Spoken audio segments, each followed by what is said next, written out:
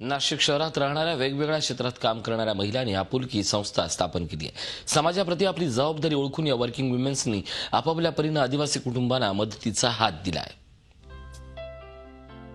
नाशिक जिल्ह्यातील हर्सूल आणि पेठ परिसर सह्याद्रीच्या दऱ्याखोऱ्यात राहणारा हा समाज आजही दुर्लक्षित आहे।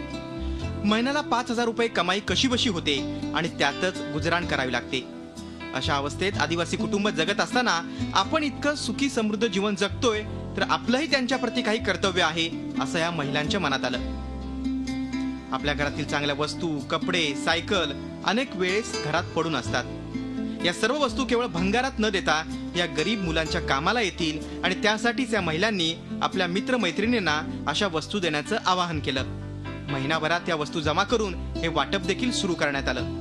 आपण खेड्यापाड्यांच्या किंवा अगदी अशा पाड्यांवर जायचं जिथे कोणी पोचलेलं नाहीये, अशा ठिकाणी जाऊन तांदूळ आणि धान्याचं वाटप करायचं आणि कपड्यांचं वाटप करायचं, हे असं आम्ही काही महिलांनी ठरवलं होतं। आणि त्याचप्रमाणे 10-12 दिवसात आम्ही हा सगळा भरपूर कपडे आणि 800 किलोच्या वर तांदूळ, डाळी, साखर, गूळ असं सगळं आम्ही गोळा केलं। अलग अलग जगह जाके लोग पार्टियां करते, लेकिन वी हैड अ मोटो कि will do something for the women end for the children of this area. आप देख रहे हो हम यहाँ आए, हम चावल, गुड़ और हरभरा दाल बांट रहे हैं और उसके साथ बच्चों के लिए हम कपड़े भी बांट रहे हैं। शहरात राहताना आपण अनेक वेळेस छोट्या मोठ्या गोष्टी आवडत नाहीत म्हणून घरात बाजूला ठेवून देतो। त्यात कपडे, खेळणी, शालेय साहित्य, पुस्तकं, वॉटर बॅग अशा अनेक गोष्टी असतात। सुस्थितीतील अनेक वस्तू जमा करून या महिलांनी या आदिवासी गावात आणल्या। या मुलांना, महिलांना त्याचं वाटप केलं। इथल्या लोकांना सध्या पाण्यासाठीही वणवण करावी लागते, त्यामुळे हे सर्व साहित्य त्यांना मिळालं त्याबद्दल त्यांनी आनंद व्यक्त केला।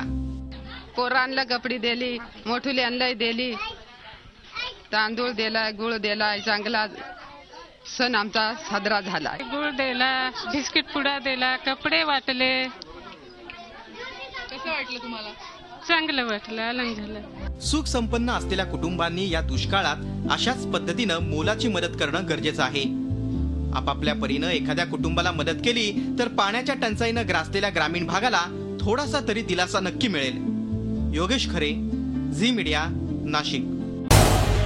झी 24 तास रहा एक पाऊल पुढे।